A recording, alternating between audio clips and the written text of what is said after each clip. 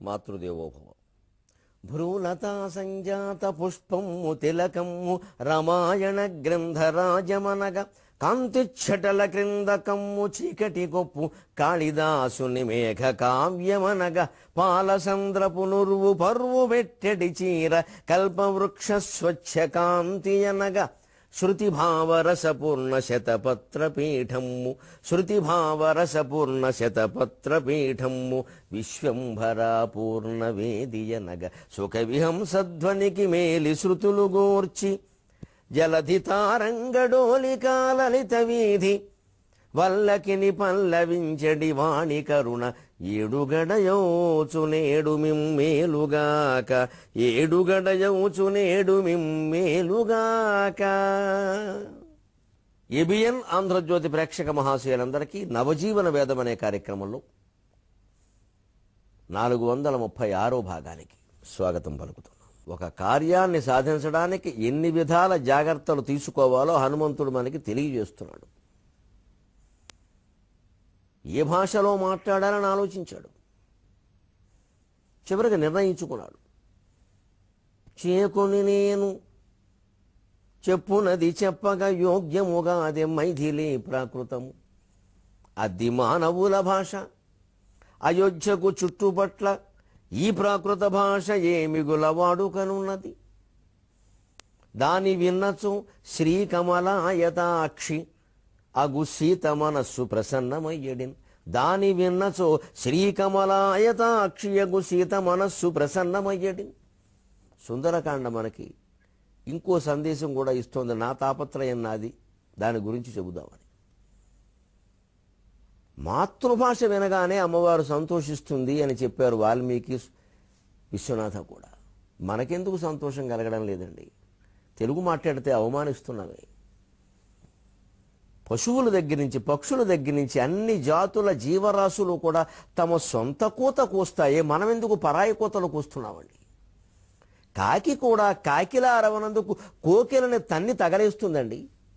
కోకిలని పరభృతం అంటారు సంస్కృతంలో. పరభృతం ఇతరుల చేత పోషింపబడినది. అంటే కోకిలకి పాటలు పాడడమే తెలుసు, పిల్లల్ని పెంచడం తెలియదు. ఈ పాటలు పాడుతూ నాటకాలు వేసుకుంటూ తిరిగే వాళ్ళకి పిల్లల్ని పెంచడం తెలియదు నిజంగానే. స్టేజీ ప్రోగ్రాంలు ఇచ్చుకునే వాళ్ళకి పిల్లల్ని ఏం పెంచుతారు వాళ్ళు తెలియదు, వాళ్ళు అశ్రద్ధ చేస్తారు. కోకిల అంతే, పాటలు పాడుకుంటూ తిరుగుతుంది ఆర్కెస్ట్రాల్లో, పిల్లల్ని ఏం పెంచుతుంది? అందుకని ఏం చేస్తున్నారు, కోకిల తన గుడ్లు తీసుకెళ్ళి కాకి గుట్లో పెడుతున్నారు. తెలివి దీని పాటగది లొంగదు, మనం చప్పట్లు కొడతాం. కానీ కాకి ఏం చేస్తుంది పాపం, నల్లగా ఉండడం వల్ల అది ఏదో మన జాతి, దాని గుడ్లు దీని గుడ్లు ఒకలా ఉంటుందేమో, అందుకని పెంచేస్తుంట. కాస్త కొంచెం ఎదిగాక అక్క కావు కావండం మనిషి అంటే అది ఒక్కతను మరి ఒక్కతను తంతుంది. ఏం నేర్చుకోవాలండి మనం? కాకి కూడా తన కూత కొయ్యకపోతే ఊరుకోవట్లేదే. కాకుల కంటే అన్యాయంగా ఉన్నాం తెలుగు వాళ్ళం. ప్రపంచం మొత్తం మీద అసలు స్వస్థాన వేష భాషాభిమానాలు లేని వాళ్ళం ఒక తెలుగు వాళ్ళమేనా అనిపిస్తుంది నాకు. ఎంత మామూలు భాష, లిపి లేని భాష ఉన్నవాళ్ళు కూడా వాళ్ళ భాషను వాళ్ళు ప్రేమిస్తారు. మనకే లేనిది ఇది. మనం ముందు నోరిప్పితే ఇంగ్లీషు, ఎప్పుడూ పరాయి భాష, ఉర్దూయో సంస్కృతమో ఇంకోటో ఏదో ఒకటి, ఎప్పుడూ ఒకటి పెత్తనం చేయడమే మన మీద. ఆశ్చర్యకరం అండి. ప్రతి జంతువులో సహజంగా ఎందుకు ఉండలేకపోతున్నామండి జీవుల్లాగా? ఎగిరి గంతులు వేయు ఎలలేడి నడుగుమా. ఈ మాటలతోనే కొంత మార్పు వస్తుందని ఓ తాపత్రయం. వచ్చినా రాకపోయినా ఆముక్త మాజిదిలో చెప్పినట్టుగా వినకొన్నను భూతహితంబు కోరి ఉచ్చరించుడు మాటకు ఈశ్వరుండైన మెచ్చును కదా అంటాడు. ఎవరూ వినకపోయినా ఎవరూ పాటించకపోయినా నా మాటలకి అమ్మవారు సంతోషిస్తుంది, చాలు. మంచి మాటలు చెబుతున్నావరా, మంచి చెబుతున్నావరా అంటుంది, చాలు. నన్ను ఆవిడ అన్ని విధాలా అనుగ్రహిస్తూనే ఉంది, ఆశీర్వదిస్తూనే ఉంది. అందుకే నేను ఆవిడ మీద నమ్మకంతోనే మళ్ళీ చెబుతావు మాట. సంత సహజ జీవనం అండి. ఎగిరి గంతులు వేజు ఎలలేడి నడుగుమా ఇంత దూకుడు నీకు నేలననుచు. లేడి సహజంగానే 4 కాళ్ళు ఎత్తి దూకుతుంది, 2 కాళ్ళతో దూకదండి లేడి. 4 కాళ్ళు ఒక్కసారి చంగ్ చంగ్ చంగ్ అలా దూకుతుంది. ఎవరు నేర్పారండి దానికి? అది అడగండి, చెబుతుంది. ఎవరు నేర్పారు, ఎలా వచ్చిందో. కొమ్మ వీణను మీటు కోకిల నడుగుమా ఎవరు సంగిరి పాట చివురులనుచు. ఎగిరి గంతులు వేయు ఎలలేడి నడుగుమా ఇంత దూకుడు నీకు నేలననుచు. కొమ్మ వీణను మీటు కోకిల నడుగుమా ఎవరు సంగిరి పాట చివురులనుచు. అడుగు జాడలు లేని ఆ పిట్టనడుగుమా ఏ దారిలో నీవు పోదువనుచు అడుగు జాడలు లేని ఆ పిట్టనడుగుమా ఏ దారిలో నీవు పోదువనుచు శిఖరము విట్కొన్న సెలయేటి నడుగుమా క్రిందికే గుట ఏమి అందమనుచు శిఖరము విట్కొన్న సెలయేటి నడుగుమా క్రిందికే గుట ఏమి అందమనుచు తల్లి చూపినట్టి దారిలో నడచిన సహజ సిద్ధమౌను జన్మఫలము తల్లి చూపినట్టి దారిలో నడచిన సహజ సిద్ధమౌను జన్మఫలము తల్లి భాషలోనే ఎల్ల విద్యలు నేర్వ వంటబట్టు సిరుల నింటబెట్టు తల్లి భాషలోనే ఎల్ల విద్యలు నేర్వ వంటబట్టు సిరుల నింటబెట్టు. ఇది గుర్తుంచుకుందురుగాక. అలమ ప్రస్తుతేన ప్రకృత మనసు రామక. అందుకని హనుమంతుడు కార్యసాధన కోసం భాష గురించి ఆలోచించాడు. ఆవిడికి తెలిసే భాషలు తెలియడమే కాదు, సీతాదేవికి 4-5 భాషలు వచ్చి ఉండొచ్చు, ఆవిడ పండితురాలు. కానీ ఆవిడకి నచ్చే భాషలో మాట్లాడాలి. మనకి ఎన్ని భాషలు వచ్చినా మన భాషే మనకి ఇష్టం అవుతుంది కదండి. మన దురదృష్టం వల్ల కొంతమందికి అవ్వట్లేదు. కానీ మేము విదేశాలు వెళ్ళినప్పుడు వాళ్ళు బతిమాలుతారని, మేము ఏదైనా మాటల్లో ఇంగ్లీషు సార్ మీరు కూడా ఎలా మాట్లాడదు, మళ్ళీ సార్ అంటారు వాళ్ళే, మీరు కూడా ఎలా అంటే అలాగని మీరైనా తెలుగులో చెప్పండి అంటారండి. వాళ్ళ కోసం మేము మార్చుకుంటాం. వాళ్ళకి తెలుగు మాటలు అర్థం కావేమో అని మేము ఎప్పుడైనా ఇంగ్లీష్ పదాలు ఉపయోగిస్తే అవి వాడకండి మేము మా ఆ గొడవకు మేము ఉన్నామండి మీరెందుకండి అంటారు వాళ్ళు. ఎంత భక్తిరా వీళ్ళకి, అసలు దేశం వదిలిపెడితే కానీ ఆ భక్తి రాదేమో. దేశభక్తి రావాలంటే దేశం వదిలేయాలి మనం. ఇది విచిత్రం, దేశభక్తి రావాలంటే దేశం వదిలేయాలంతే. మరి అలా వచ్చేది నిజమైన భక్తి అవుతుందా? ఉండగానే ఉండాలి. కానీ గ్రహింతుముగాక. ఇప్పుడు ఇంకో ఆలోచన, భాష సమస్య తీరింది. మైథిలి ప్రాకృతం అనుకున్నాడు. విశ్వనాథ వారు చెప్పాడు ఆంజనేయ స్వామికి, నువ్వు ఈ భాష మాట్లాడవే. సరేనండి అన్నాడు ఆయన. ఎలా కనిపించాలి? కోతి రూపంలో కనిపిస్తే అస్సలు నమ్మదు. పైగా ఒక మామూలు నమ్మకాల్లో పడ్డాక ఇంక అన్ని నమ్మకాలేక, తెల్లారగట్ట కోతి కనిపిస్తే కళ అనుకుంటుంది. కళలో కోతి కనిపించడం శుభం అనేవాళ్ళు కొంతమంది ఉన్నారు, అశుభం అనేవాళ్ళు కొంతమంది ఉన్నారు. అన్ని రకాల శివరాత్రికిను ఉగాదికి దెబ్బలాడుకునే పండితులు దీనికి మాత్రం దెబ్బలాడుకోరా? మామూలే. అమరావతి ముహూర్తానికి కూడా మన దెబ్బలాటలు మనకు మామూలే. అందుకని కోతి కనిపిస్తే శుభమా అశుభమా అంటే 16 రకాలుగా చెబుతారు పండితులు. ఒక రకంగా చెబుతారు. ఒక రకంగా చెబితే పండితులు ఎలా అవుతారు? పండితులు అనిపించుకోవాలంటే ఎదుటివాడిని ఖండించాల్సిందే. అంతే, అదో రకం.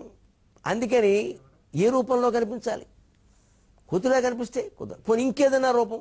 అసలు కామరూపం ఏదైనా నేను ధరించాను అంటే, ఇవన్నీ ధరించడం ఇదివరకే రావణాసురుడికి అలవాటు కాబట్టి ఖచ్చితంగా నన్ను తన్ని తరివేయడం ఖాయం. అస్సలు నమ్మదు. పైగా ఆవిడ ముందు ఇంకా నేనేం మాట్లాడకుండానే నన్ను అనుమానించి పెద్దగా అరిస్తే రాక్షసులు అందరూ పడుకున్న వాళ్ళు, కాస్త అటు ఇటుగా ఉన్నవాళ్ళంతా నిద్రలేస్తారు, నన్ను చుట్టుముట్టేస్తారు. వీళ్ళందరితో నేను యుద్ధం చేయాలి. అంతేకాదు వీళ్ళు చాలా తెలివైన వాళ్ళు. అందరూ ఇక్కడ యుద్ధం చెయ్యరు, ఓ గుద్దు బారేయచ్చు మొత్తాన్ని. కానీ అలా కుదరదు. కొంతమంది రావణాసుడు దగ్గరికి వెళ్తారు, అక్కడి నుంచి 1000 మందిని లాక్కొస్తారు. ఎంత ఆలోచన చేసాడో చూడు. నేను ఇందాకే అంతఃపురం దగ్గర చూశాను, గోడ మించి. అంతఃపురం దగ్గర కాపలా ఉన్న వాళ్ళే 1,00,000 మంది ఉన్నారు. ఆ 1,00,000 మందిలో 10వ వంతు వచ్చినా కానీ కష్టం ఇక్కడ. వీళ్ళందరినీ ఊచకోత కోసినా 3 గంటలు పడుతుంది. ఈ లోపు ఈవిడ ఏదైనా చేసుకుంటే ఆలోచించాడు. అంతేకాదు నేను ఎలాగో దొరకట్లేదు కాబట్టి నాతో కొంతమంది రాక్షసులు యుద్ధం చేస్తుంటే మిగిలిన రాక్షసులు ఆవిడ మీద పడి కలిగిపడి చంపేస్తారు. వాళ్ళకి జాలి దయ ఏమిటి ఆ జాతికి? ఇంత ఆలోచన చేశారండి. ఎందుకంటే ఇప్పుడు సిద్ధాన్నం, సీతాదేవి ఇప్పుడు సిద్ధాన్నం. ఆ సిద్ధాన్నం పరిస్థితి వచ్చాక కార్యాన్ని మరింత జాగ్రత్తగా నడిపించాలి. అక్కడ తొందరపడ్డామంటే అన్నంలో విషం కలిసిపోతుంది. ఇప్పుడు సిద్ధాన్నం అక్కడ పంచంలో ఉందండి, మన ఎదురుగానే ఉంది కదా, దెబ్బలాట మొదలెట్టామనుకో ఎవడో ఉమ్మేస్తాడు అందులో, లేకపోతే దుమ్ము పడిపోతుంది. దుమ్ము అన్నం పాడైపోయింది. కార్యాన్ని ఎప్పుడు అలా చేయకూడదు. ఆ చివరికి వచ్చినప్పుడు, ఆ పంటకు వచ్చినప్పుడు అంటాం, వ్యవసాయదారులు కూడా ఏదో ఎరువులు వాడతారు, అన్నీ చేస్తారు. ఆ పంటకు వచ్చినప్పుడు కోత 10 రోజులు ఉందనగా ఆ 10 రోజులు కంటిని రెప్పలా కాపాడుకోవాలి. అప్పుడు కనుక ఎవరన్నా కోసుకుపోయినా, అప్పుడు వల్ల ఏదైనా వాన వల్ల ఇబ్బంది వచ్చినా, అప్పుడు వల్ల ఏదైనా పట్టకూడని పురుగు ఏదో అప్పుడు పట్టినా మొత్తం పోతుంది. అలాగే గర్భిణి అయినటువంటి స్త్రీలు 9వ 8వ నెలలు దాటే కొద్దీ తల్లి ఎక్కువ జాగ్రత్త తీసుకుంటుంది. ఎందుకంటే బిడ్డ పెరిగాడు, కాస్త జాగ్రత్త చూడాలి. లేకపోతే ఎందుకంటే ఒకవేళ అనుకోంది ఏదైనా గర్భస్రావం లాంటిది జరిగితే అప్పుడు బయటపడడం కూడా కష్టం. అదేదో 2వ నెల 3వ నెల అయితే పర్వాలా, అప్పుడు మృత శిశువును బయటకు తీయడం కూడా కష్టం, తల్లి ప్రాణం మీదకి వస్తుంది. ఎంత ఆలోచన చేస్తున్నాయండి. నేను మరో రూపం దేంట్లో కనపడించినా ఆవిడ అనుమానించడం, గొడవ పెట్టడం ఖాయం. అసలు నా మాట వినదు. ఇప్పటికే ప్రాణం విసిగిపోయింది ఆవిడికి. ఆ పైన రాక్షసులతో యుద్ధం ఖాయం. వీళ్ళలో కొంతమంది రావణాసురుడి దగ్గరికి పరిగెట్టడం ఖాయం. అక్కడి నుంచి వాడి సైన్యమో 1000 మందో 10,000 మందో రావడం ఖాయం. ఇదంతా ఏమిటి చెత్త చెదారం. ఈ లోపు ఎవడో ఒళ్ళు మండితే కత్తెట్టి ఆవిడ నరికేస్తారు. అసలు ఈవిడే మూలం, ఈవిడ వచ్చింది మొదలు నిద్ర లేదు ఎవడికి లంకలో. వాడు అలా కూడా సీత పుట్టుకు లంకకి చేయటం. ఎందుకంటే రావణాసురుడు ఆశిస్తున్నాడు, ఆవిడ ఇంకెవరు ఆశించట్లా, అంత ధైర్యాలు ఎవరికీ లేవు. కానీ ఈవిడ కారణంగా లంకకి చావచ్చు పడింది. ఇప్పుడు మరి ఈ వ్యామోహం కారణంగా వాడు ఏమన్నా అసలు ఈవిడెవరో శనిదేవత అంటే మన కోసం పుట్టింది, ఇప్పుడు వేసేయండి ఓ దెబ్బ అంటాడు. అది ఒళ్ళు మండితే మొత్తం చెడిపోతుంది. పైగా ఇప్పుడు ఇంకో ఆలోచన చూసాడు, అక్కర్లేదు, ఒకవేళ వాళ్ళందరూ యుద్ధానికి వచ్చినా వేసేయగలను. కానీ ఒక ఇబ్బంది ఉంది. కామం హంతుం సమర్థోస్మి సహస్రాణ్యపి రక్షసాం. కామం హంతుం సమర్థోస్మి సహస్రాణ్యపి రక్షసాం. నతు శక్ష్యామి సంప్రాప్తుం పరం పారం మహోదధేహి. నతు శక్ష్యామి సంప్రాప్తుం పరం పారం మహోదధేహి. ఏమిటి పరంపారం పరంపారం పరంపరం పరంపరం పరంపారం, చక్కని మాట అది. అలా రాస్తాడు వాల్మీకి. ఆయన శబ్దధ్వని అలా ఉంటుంది. కామం హంతుం సమర్థోస్మి సహస్రాణ్యపి రక్షసాం. నిజంగానే రావణాసురుడి దగ్గర నుంచి కానీ చుట్టుపక్కల నుంచి కానీ కొన్ని వేల మంది రాక్షసులు ఒకేసారి వచ్చినా హంతుం సమర్థోస్మి, నేను చంపేయగలను. అంత ఆత్మవిశ్వాసం ఉంది ఆయనకి. చంపేయగలను, అనుమానం లేదు. కానీ ఏం జరుగుతుంది? ఇప్పుడు 10,000 మందిని చంపాలి అంటే ఎంత శక్తి వినియోగం అయిపోతుందండి. చంపితే చంపచ్చు, కానీ శక్తి వినియోగం. మరి తర్వాత ఏం చేయాలి? నేను మళ్ళీను ఇక్కడి నుంచి ఈ కబురు పట్టుకుని అక్కడికి వెళ్ళాలి. మళ్ళీ సముద్రం దాటాలా? ఏమైనా పడవ ఏదైనా ఏర్పాటు ఉందా? అబ్బా మా వాళ్ళందరినీ జయించావయ్యా, చాలా సంతోషంగా ఉంది, రాముడి దగ్గరికి వెళ్ళి ఈ కబురు చెప్పారు. ఆయన పుష్పక విమానం ఇస్తాడా రావణాసురుడు? ఇవ్వడగా. మళ్ళీ మనమే చచ్చినట్టు దాటాలగా. పైగా వచ్చేటప్పుడు నేను వస్తున్న విషయం తెలియదు కాబట్టి నన్ను దూకనిచ్చారు. వెళ్ళేటప్పుడు ఎందుకు దాటనిస్తారు? కాళ్ళకు గంతం తాళు కట్టేరు. ఊహించద్దండి ఇవన్నీ. వచ్చినప్పుడు సులువుగా మనం వెళ్ళలేంగా. ఏదైనా పని మీద మామూలుగా వెళ్ళేటప్పుడు క్షేమం ప్రధానం, వచ్చేటప్పుడు ఆ పని జరిపించుకుని లాభం ప్రధానం. అందుకే మన వాళ్ళు క్షేమంగా వెళ్ళి లాభంగా రండి అంటారు. ఇక్కడ హనుమంతుడికి వెళ్ళేటప్పుడు క్షేమంలో ఇబ్బంది లేదు. ఎవరన్నా తెలియని వాళ్ళు అడ్డం వస్తారు, కానీ రాక్షసులు అడ్డు రారు. వాళ్ళకి తెలియదు అసలు వస్తున్నట్టుగా. ఇప్పుడు వెళ్ళేటప్పుడే క్షేమం చాలా ముఖ్యం దీనికి. ఎందుకంటే మొత్తం తెలిసి కంగాళి పెంగాళి చేసి అశోకవనం అంతా ధ్వంసం చేశాక వీళ్ళు బయటికి వెళ్ళిస్తారా? అంత తెలివి తక్కువ వాళ్ళ. కథ ప్రకారం అలా వెళ్ళాడే పోని. ఇవన్నీ మాత్రం ఊహించద్దా. ఇది కార్యసాధన. పనులు అవుతాయని ఎందుకన్నారంటే ఇన్ని ఆలోచించాలి. అడుగు బుడుగు అని చేసేసి అష్టమి కాబట్టి అవ్వలేదంటే నీకు చేయడం చేత కాదని చెప్పరాదు. అష్టమి నవమి ఎందుకు? దాన్ని తెలివిగా జాగ్రత్తగా ఒక ప్రణాళిక అంటే ప్రణాళిక వేసుకోండి. ఒక 100 పనులు ఉన్నాయి, మంచిది. మన చేతిలో ఉన్న సమయం 10 గంటల్లో 100 పనులు చేయాలంటే గంటకు 10 పనులు చేయాలి. చేయగలవా? గంటకు 10 అంటే 6 నిమిషాలకు ఒక పని పూర్తి కావాలి సుమారుగా. ఒకటి 2 నిమిషాలు పడితే ఒకటి 10 నిమిషాలు పట్టచ్చు. మొత్తం మీద పూర్తి కావాలి. ప్రతి గంటకి లెక్క చూసుకోవాలి 10 పనులు అయ్యాయా లేదా. అప్పుడు 10 గంటల్లో 100 పనులు అవుతాయి. 24 గంటలు కూర్చోలేం కదా పనుల కోసం నిద్రపోకుండా. ప్రణాళిక. అప్పుడు లేకపోతే పోనా యజమాని అడగాలి, బాబు 100 పనులు నేను చేయలేనండి, ఒక 80 ఇవ్వండి, 20 ఎవరికైనా ఇవ్వండి. అలా కొంత పని అందులో కూడా ఏది ముఖ్యం, ఆ 80లో ఏది ముఖ్యం, బాగా ముఖ్యమైనవేవి, యజమానికి చాలా ముఖ్యమైనవేవి, మన నేర్పు ప్రకటింపబడేవేవి చూసుకోవాలి. కనీసం ఆ 80 ఇంట్లో ఒక 50 పనులు చిన్న చిన్నవే కావచ్చు, 50 కాగితాలు ఏవో రాసేసాడు, అవి ఎక్కించేశాడు కంప్యూటర్కి. ఒక 50 అయిపోయానుకో, మరి ఇంకో గంట సమయం ఏమయ్యా అవలేదు 80 అనుకున్నావు, నువ్వు అడిగావని 20 తగ్గించాను, ఇంకా 30 ఉన్నాయి గంట అంటే, అయ్యా 50 చేసేసానండి, ఇంకా 30 అయ్యానండి. 50 చేసావా మరివాడువే అని వెంటనే మెచ్చుకుంటాడు. ఇది తెలివి, ఇది ప్రణాళిక. అందుకని 80, 100 అని మనసులో పెట్టుకుని కంప్యూటర్ దగ్గర కూర్చుని టెక్కు అని మధ్యలో కోకోకోలా తాగేసి ఆ కోకోకోలా కంప్యూటర్ మీద పోసేసి చొక్కా మీద పోసేసుకుని చికాకు పడి, ఈ కంగారులోనేమో అది సర్వర్ డౌన్ అయ్యి మనకేమో బీపీ రైజ్ అయ్యి అది డౌను మనం రైజు ఇంక పనులు అవుతాయండి. దేని ప్రణాళిక దానికి ఉంటే పద్ధతిగా అవుతుంది. అందుకని ఆలోచిస్తున్నాడు ఇక్కడ. నేను చంపేయగలను, పెద్ద విషయం కాదు, కానీ చాలా శ్రమ అవుతుంది, చాలా శక్తి ఖర్చు అయిపోతుంది. మళ్ళీ ఇక్కడ నాకు తాగడానికి పాయసం కాదు, పళ్ళరసం కూడా లేదు, ఇక్కడ ఎవడిస్తాడు? మరి శక్తి పుంజుకోవాలి. మరి శక్తి ఎందుకయ్యా? పరం పారం మహోదధేహే, ఆ మహాసముద్రం యొక్క పరం పారం, పారం అంటే గట్టు, పరం పారం అంటే ఆవలి గట్టు. ఆవలి గట్టుకు చేరి ముందు అంగదాదులకు చెప్పి మళ్ళీ వాళ్ళందరినీ తీసుకుని రాముడి దగ్గరికి వెళ్ళాలా వద్దా? ఓపికేది? ఇక్కడ ఈ రాక్షసులు చంపడానికి శక్తి అంతా అయిపోతే, నతు శక్ష్యామి సంప్రాప్తం పరం పారం మహోదధేహే, మహోదధేహ పారం పారం సంప్రాప్తం నతు శిక్షామి. ఆ ఆవలిగట్టు చేరడానికి నాకు శక్తి సరిపోదు కదా. ఇంత ఆలోచించారండి. ఎక్కడా గర్వానికి, అతిశయానికి, అహంకారానికి హనుమంతుడు లోను కాలేదు. ఎంత ఆలోచించారండి. ఇది సుందరకాండ.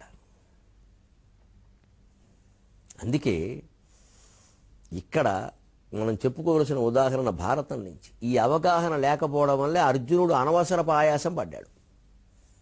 ఆంజనేయుడికి ఉన్నంత అవగాహన, ఓపిక లేకపోవడం వల్ల అర్జునుడు అనవసరపు ఆయాసం పడ్డాడు. ఈయన ఆంజనేయుడు శివస్వరూపుడు, అర్జునుడు శివభక్తుడు, పెద్ద తేడా ఏం లేదు. పైగా కృష్ణుడు అక్కడ పక్కన ఉన్నాడు, ఈయన రాముడు పక్కన లేడు. అంత పరమాత్మ లాంటి కృష్ణుడిని పక్కన పెట్టుకుని కూడా కొన్నింటికి ఆయన సంప్రదించకపోవడం వల్ల, తొందరపాటు నిర్ణయాలు తీసుకోవడం వల్ల, ఊచకోత నిర్ణయాలు కొన్ని తీసుకోవడం వల్ల అర్జునుడు ఇబ్బంది పడ్డాడు. 13వ రోజుని 14వ రోజుని 13వ రోజు అభిమన్యుడిని చంపేశారన్న కోపంలో రాత్రి కృష్ణ పరమాత్మను కానీ ధర్మరాజును కానీ ఎవరిని సంప్రదించకుండా పెద్ద మొత్తం పత్రికల వారి సమావేశం, ఏబిఎన్ ఛానల్, అన్ని ఛానల్స్ని పిలిచేసేసి, ఆంధ్రజ్యోతి సహా అన్ని పేపర్లు పిలిచేసేసి, లోకల్ పత్రికలను కూడా పిలిచేసేసి, రేపు సాయంత్రం సూర్యాస్తమయం అయ్యేలోగా సైంధవుని చంపుతా, చంపలేకపోతే నేను అగ్ని ప్రవేశం చేస్తా. చిటికలేసినంత తేలిక కాదు ఇది. అర్జునుడు సుందరకాండ చదవలేదని నాకు బాగా నమ్మకం. చదువుంటే ఇలా చేయడు. అప్పుడు సుందరకాండ పారాయణలు ఇంత ఇదిగా ఉండవు. చదివితే ఇలా చేయడండి. ఏమిటది? పైగా అప్పుడు కృష్ణుడు తర్వాత అందుకే రాత్రి అంటాడు, ఏమిటా పిచ్చి మనిషి, మతుందా లేదా, దారుకుడుతో అంటాడు ఆయన. నరుడు అనవచ్చుని రూపగణంబు వినంగా కురురాజులను జయింపగనంత శక్యమే అంటాడు. ఏమిటయ్యా అర్జునుడిగానా మతుందా లేదా దారుక? తన సారత్వం అంటాడు పాపం అర్జునుడితో నేరుగా అనలేక. అంటే నీరసపడతాడు, కోపాలు వచ్చేస్తాయి, పౌరుషాలు ఎక్కువ కదా. నిన్నెవరు రమ్మలా, నువ్వు పోతే పో, నేను చేసుకుంటా, ఇలాంటివన్నీ అంటాడు. అక్కడి నుంచి కృష్ణుడు సహాయం చేయడానికి కూడా ఉండదు. ఈ పౌరుషవంతులైన రాజపుత్రులు తిక్కలో ఏం మాట్లాడతారో తెలియదు.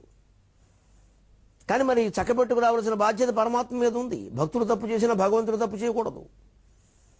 కథను మొత్తం సరిగ్గా తీసుకురావాలి. మరి ఇప్పుడు నటులు ఎవరైనా కొంచెం ఓవర్ యాక్షన్ చేయొచ్చు, దర్శకుడు చేయడుగా. ఆయన కొంచెం అని సర్దుకుంటాడు. మరి ఆ దర్శకుడు ఆయన. అందుకని ఆయన పాపం రాత్రి దారుకుడి దగ్గర అంటాడు, ఏమిటా అర్జునుడికి అన్న పిచ్చా, నాకు చెప్పచ్చుగా, సైంధవుని చంపాలని ఉందంటే నేను చేస్తానుగా ఏర్పాటు. పొద్దున్నే పళ్ళు తోముకుంటూ కాఫీ తాగడానికి రమ్మని పిలుద్దాం సైంధవుడిని, అందులో బెళ్ళేసేద్దాం, పోతాడు, గొడవ లేదు. కృష్ణుడు ప్రణాళికలు అలాగే ఉంటాయి అవసరమైతే. జరాసంధుడు ఏం చేశాడు? భీముడు జరాసంధుడు అనండి విచిత్రంగా 3 నెలల్లో ఎంతో యుద్ధం చేశారండి. మీరు భారతంలో విన్నప్పుడు 90 రోజుల పైన భీముడు జరాసంధుడు మల్ల యుద్ధం, వీళ్ళ దొంప దగ్గర పిల్లలు స్కూల్స్ అన్నిటికీ సెలవులు ఇచ్చేసి ఉంటారు మొత్తం. ఇద్దరు రాజులే కదా, మల్ల యుద్ధం సెలవులని ఇచ్చేసి ఉంటారు ప్రత్యేకంగా 15 రోజులు. అలా చికాకు పడి కృష్ణుడు చివరికి ఏమైనా నాకు తప్పదు కదా అర్జునుడిని కాపాడడం, అందుకని ఏదో ఉపాయం రచిస్తా అన్నాడు. ఈ అర్జునుడు అనవసరంగా నేను సైంధవుని చంపుతానని వాళ్ళందరూ వింటుండగా ప్రతిజ్ఞ చేయడం వల్ల ఏమైంది, వాళ్ళందరూ వెళ్ళి దుర్యోధనుడికి చెప్పారు. వాడు 3 లక్షల మందిని కాపలా పెట్టాడు. ఇక్కడ వాడేం తక్కువవాడా, చంపుకోబోయాను వదిలేస్తాడా సొంత బావగారిని? పైగా ఈయన ఏమన్నాడు వెర్రి మాట, సూర్యాస్తమయంలోగా చంపుతానంటే పర్వాలా, అప్పటికి ఆపేయాలి. రెండోది పెట్టాడు షరతు, ఒకవేళ చంపలేకపోతే నేను చనిపోతా. ఇది తేలిక, అది కావాలి దుర్యోధనుడికి. సైంధవుడు బతుకుండడం ముఖ్యం కాదు, అర్జునుడు చనిపోవడం ముఖ్యం. అందుకని ఎలాగైనా సరే సైంధవుడిని కాపాడాలి. వాడు 2-3 లక్షల మందిని కాపలా పెట్టాడు. చచ్చాడు మన్నాడు ఈ అర్జునుడు చంపలేకపోవడం. 2 లక్షల మందిని ఏమన్నా మొత్తం చెరుకు తోట నరికినట్టు నరుక్కుంటూ వెళ్ళినా సాయంత్రం అయింది. అది ఎలా కుదురుతుంది? వాడిని ఒక్కనే విడిగా పిలవాలి. కానీ ఈ ఉపాయాలన్నీ కృష్ణ పరమాత్మకు తెలుస్తాయి. అందుకే భీమశరాసంధుల యుద్ధంలో 90 రోజులు 100 రోజులు యుద్ధం జరిగిన ఎంతకీ భీముడు గెలవలేకపోతుంటే అప్పుడు ఆ యుద్ధం పక్కన నిలబడ్డాడు. వచ్చాడు, టీ బ్రేక్ ఏదో ఇస్తారుగా, అది చూసుకోమని చూసి ఒక గడ్డి పరక తీసుకో. అప్పుడు మేమే గరికిపాటి వారం ఉపయోగపడ్డాం. గడ్డి పరక తీసుకున్నాడు, ఇలా చీల్చాడు. అన్నాడు. జబ్బగా అర్థమైంది. వాడు 2 తోళ్ళు, ఈయన చీల్చాడు 2 కాళ్ళు, అటు ఇటు బారేశాడు, వాడు చచ్చాడు. కృష్ణుడు లేకపోతే వీళ్ళ పరిస్థితి ఏమిటండి? అంచేత ఇదే దైవానుగ్రహం అంటే ఇది. నువ్వు ఎంత ప్రయత్నం చేసినా దైవానుగ్రహం అంటే ఇగో ఈ ఉపాయాలు భగవంతుడు స్ఫురింపజేస్తాడు. నేరుగా వచ్చి ఇదిరా ఉపాయం అని చెప్పడం. ఆ స్ఫురణే భగవంతుడు. స్ఫురణానామ పుమాన్ రూప. అలాగే అర్జునుడికి కూడా ఆయన 4 అయిపోయిన సాయంత్రం 4:30 అయింది. శీతకాలం పైగా మరి ఆ యుద్ధాలు జరిగింది చక్కే ఉంటే విజయదశమి నాడు మొదలైంది భారత యుద్ధం. లెక్క ఉంది దానికి. గీతా జయంతి విజయదశమి నాడే జరపాలి భారతం ప్రకారం. అంతే, మన ఇష్టం వచ్చినప్పుడు చేయకూడదు. గీతా జయంతి అంటే విజయదశమి. అందుకని చలికాలం 5:30కే సూర్యాస్తమయం అవుతుంది. ఈయన కర్మ కొద్ది. పోనీ వేసవకాలం అయితే 6:30కి అయ్యేది, ఇంకో గంట దొరికేది. చేయకుండా ప్రత్యేకించి శీతకాలం చేశాడు. అందుకని ఆయన ఏం చేశాడు, 4:30కి అయ్యాక బావా అంట. మరి బావా చేసేటప్పుడు లేదేం బావా, ఇప్పుడు దొరికాడు బావా. బావా అంటే బాగా వాడుకోవడమే, బాగా వాడుకోవడం, అదే బావా అని చెప్పి ఒళ్ళు మన చెయ్యి, నీ యుద్ధం నువ్వు చేయి, నేను చూస్తానులే. ఏం చేస్తాడో చెప్పరా. చక్రం అడ్డేశాడు, సూర్యుడికి అడ్డం పెట్టాడు. సూర్యుడు అస్తమించాడు అనుకున్నాడు. సైంధవుడు నేను బతికా అని వచ్చాడు. వేసేయన్నాడు, వాడు తెచ్చాడు. తర్వాత ఏమిటంటే చక్రం తీసేశారు. మళ్ళీ సూర్యుడు వెలిగాడు. అనేలోగా మొత్తం 50 మంది పోయారు. అంతే. కృష్ణ పరమాత్మ ఆలోచనలు అలా ఉంటాయి. నాలిక వేరు, ప్రణాళిక వేరు. ఈ భగవత్ సహాయం, భగవత్ అనుగ్రహం అంటే ఇదండి. 2 లక్షల మందిని అనవసరంగా చంపాల్సి వచ్చింది. అయినా తెమం లేదు, చక్రం అడ్డేస్తే. కానీ అప్పటి నుంచో తెలుగు భాషలో ఆయన చక్రం అడ్డేసాడండి అనే మాట వచ్చింది. లేకపోతే అయ్యేది కాదండి అని.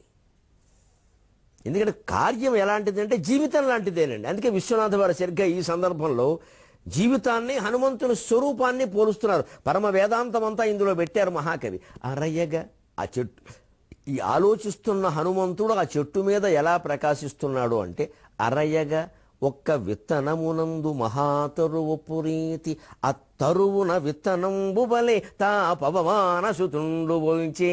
మహాకవి నీకు నమస్కారం. ఎన్నిసార్లన్నా సరిపోదు ఈ మాట.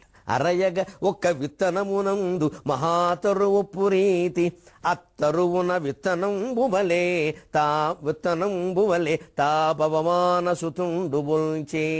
మంధర రఘురామ కార్య వసుధారుహమాతనియంద సంగి మంధర రఘురామ కార్య వసుధారుహము ఆతనియంద సంగి అంకురమున నెత్తబోయనగా ఆతడిటుల్ వచించుచున్.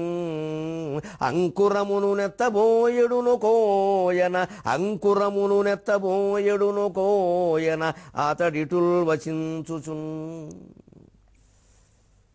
హనుమంతుడు చెట్టు మీద ఎలా ఉన్నాడు అంటే, అరయగనొక్క విత్తనమునందు మహాతరువు పురీతి. విత్తనంలో చెట్టు ఉన్నట్టుగా ఉన్నట్ట. సరిగ్గా వేదాంతం అండి. బీజస్యంతరివంకురో జగదిదం ప్రాంగ్ నిర్వికల్పం పునర్మాయా కల్పిత దేశకాల కలన వైచిత్ర్య చిత్రీకృతం మాయావీవ విజృంభయత్యపి మహాయోగీ వయస్వేచ్ఛయ తస్మై శ్రీ గురుమూర్తయే నమయిదం శ్రీ దక్షిణామూర్తయే. ఇంత విత్తనం ఉంటుందండి. మర్రి విత్తనము మర్రి వృక్షంబునకు ఎంత అన్నాడు వేమన్న. ఇంత విత్తనం, అందులోంచి మర్రి చెట్ట, కాండమా, మొలక, అది పిలక, కొమ్మ, రెమ్మ, మొలక, అది మళ్ళీ పిలక, అది మళ్ళీ మాను, అది మళ్ళీ మాకు. మొలక, పిలక, మొక్క, మాను, అది ఆకవడం, అది చిగురవ్వడం, ఆకవడం, పిందవ్వడం, పువ్వు అవ్వడం, కాయ అవ్వడం, పండు అవ్వడం. ఏంటండి ఎంత విచిత్రం! ఇవన్నీ విత్తనంలో ఉన్నాయి. ఎంత విచిత్రం ఇది! అలాగే విత్తనంలో చెట్టు అంటే కనిపించట్లా, విత్తనంలో ఉంది మొత్తం, లేకపోతే బయటికి ఎలా వచ్చింది? అంచేది మనందరి మనస్సులో ఉంది ఈ ప్రపంచం. మన మనోభావాలే ప్రపంచ స్వరూపం. అందుకే యోగ వాసిష్టం లాంటి గ్రంథాలు చెబుతున్నాయి, మనస్సు నుంచే ప్రపంచం పుట్టింది. మనస్సును తెలుసుకుంటే ప్రపంచం తెలుస్తుంది. ప్రపంచం అంతా తిరిగినా ప్రపంచం తెలియదు. మన మనస్సు లోపలికి వెళ్ళగలిగితే ప్రపంచం తెలుస్తుంది. అందుకే అంతర్ముఖ సమారాధ్య, బహిర్ముఖ సుదుర్లభ. అందుకని ఒక విత్తనమునందు మహాతరువు ఒప్పు రీతి. మళ్ళీ వెంటనే ఏమంటున్నారు, ఆ తరువున విత్తనంబువలే. ఇదే పితలాటకం. ఆ చెట్లో మళ్ళీ విత్తనం ఉందా లేదా? విత్తనం నాటాము, అది మొలకయింది, పిలకేసింది, మొక్క అయింది, మానయింది, చిగురైంది, ఆకయింది, పువ్వు పూసింది, పిందె కాసింది, ఆ పైన కాయ కాసింది, పండు అయింది. ఆ పండు నేల రాలింది, మళ్ళీ ఆ విత్తనం నేలలో కలిసింది, మళ్ళీ ఆ విత్తనం మొక్క అయింది. ఏది ముందంటే ఎవరు చెప్తారు? ఇదే భగవత్ సృష్టి. విత్తనంలో చెట్టు ఉన్నట్టుగా, చెట్టు మీద విత్తనం ఉన్నట్టు, చెట్టుకు మళ్ళీ విత్తనం ఉన్నట్టుగా హనుమంతుడు చెట్టు మీద ఉన్నట్ట. అంటే దేంట్లో ఏది ఉందో తెలియట్లే. ఆయన చాలా సూక్ష్మంగా ఉన్నాడు కాబట్టి చెట్టులో విత్తనం ఉన్నట్టుగా ఉండాలి. కానీ ఆయనలో ఒక చెట్టు ఉందట. ఏమిటా చెట్టు? మందర రఘురామ కార్య వసుధారుఖము అతని అందసంగి. మందర పర్వతం అంత కార్యభారంలా ఉన్నటువంటి ఒక చెట్టు, రఘురామ కార్యం, రాముడి పని రామకార్యం అనేటువంటిది ఆయనలో ఒక చెట్టు రూపంలో ఉంది. ప్రస్తుతం బీజం, అది చెట్టు రూపం అవుతుంది. వసుధారుఖం అతనియం దశంగి అంకురమును నెత్తబోయడును కోయన. అతని ఎందు ఒక బీజ రూపంలో ఉండి అది మొలకగా రాబోతుంది, తర్వాత పిలక వెయ్యబోతుంది, తర్వాత మొక్క అవుతుంది, మానవుతుంది, చిగురవుతుంది, ఆకు అవుతుంది, పువ్వు అవుతుంది, పిందవుతుంది, కాయ అవుతుంది, పండుతుంది. సీతారామ సమాగమం జరుగుతుంది, రావణ నాశనం జరుగుతుంది. ఇదన్నీ మొత్తం ఊహల రూపంలో ఆయన మనస్సులో వృక్ష రూపంలో ఉన్నాయి. ఈ ఊహల రూపంలో ఉన్న వృక్షం ముందు మొలకై పిలకయ్యే వరకు కార్యశాస్త్రకుడు జాగ్రత్త పడాలా వద్దా? మన జీవితం కూడా అంతే. మనస్సులో ఊరికే ఊహ ఉన్నంత మాత్రం అవుతుందా? విత్తనం నాటగానే మొలకెత్తేస్తుందా? దానికి నేల ఉంది, అక్కడ గాలి తగులుతోంది, సూర్యరశ్మి ఉంది. మనం కొన్ని నీళ్లు పోయాలా వద్దా? నీళ్లు పోసినా ఒక్కోటి రాదు, చూసుకోవాలా వద్దా? అలాగ మందర రఘురామ కార్య వసుధారుఖమతనియం దశంగి అంకురమును నెత్తబోయడును కోయన అతడిటు వచించుచున్. ఇలా ఆలోచిస్తున్నాడు, ఇలా మాట్లాడబోతున్నాడు అన్నాడు ఆయన. ఇక్కడ మందర రఘురామ కార్యము అన్న దాంట్లో ఒక్కటి నా ఊహ చెబుతాను. విశ్వనాథ వారు అసామాన్యుడు కాబట్టి మందర మాట కూడా ఇందులో ఉంది. మందర పర్వతమే కాకుండా మందర పర్వతం అంటారు, దాన్ని ఇక్కడ మందర అన్నారు. ఒత్తు ఉంది మరి అచ్చులోను. అందుకని రఘురామ కార్యం అంటే అసలు ఈ రఘురామ కార్యానికి మందర కారణం కదా. ఆవిడని ఏదో మనం దూషిస్తాం కానీ వేరే పురాణంలో ఉంది. ఆవిడ దేవతా స్త్రీ, అప్సర స్త్రీ. ఆవిడ పూర్వజన్మలో బ్రహ్మదేవుడు శాపం వల్ల మందరగా పుట్టింది. నాకు ఎందుకు ఈ శాపం అంటే, ఒక ఘనకార్యాన్ని నువ్వు చేయవలసింది, వెళ్ళు, నీకు నిందలు వస్తాయి, అయినా కూడా అది చాలా అవసరం అని చెప్పి బ్రహ్మదేవుడు పంపించాడు ఆవిడ. అది వేరే పురాణాల్లో ఉంది ఆ విషయం. అందుకని నిజంగా అది ఆవిడ చేసింది మంచి పని. లేకపోతే రాముడు వనవాసానికి వచ్చేవాడా? మనకి చెప్పుకుందుకు రామాయణం మిగిలేదా? అయితే రావణుడు ఇందాక రాజ్యమేలు రామాంజన యుద్ధంలో చెప్పినట్టే. అందుకని మహాకార్యాలన్నీ అలాగా ఒక ప్రణాళిక ప్రకారం జరుగుతాయి. మన జీవితంలో కూడా ఏదో మొహం కడుక్కోవడానికిను అన్నం తినడానికి ప్రణాళిక అక్కర్లేదు, కానీ ముఖ్యమైనటువంటి కార్యాలన్నీ ప్రణాళికాబద్ధంగా చేయాలి. ప్రణాళికాబద్ధంగా సాగేటువంటి జీవితం పుష్పక విమానం లాంటిది. అందులో ఎంతమంది ఎక్కినా ఇంకొకరికి చోటు ఉన్నట్టే, ఇలాంటి వాడు ఎన్ని పనులు చేసినా ఇంకో పనికి చోటు ఉంటుంది. అప్పుడు ఆందోళనకు అవకాశం లేదు. మళ్ళీ 23:30 గంటల్లో మనం కలుద్దాం. అంతవరకు తెలుగులో మాట్లాడదాం.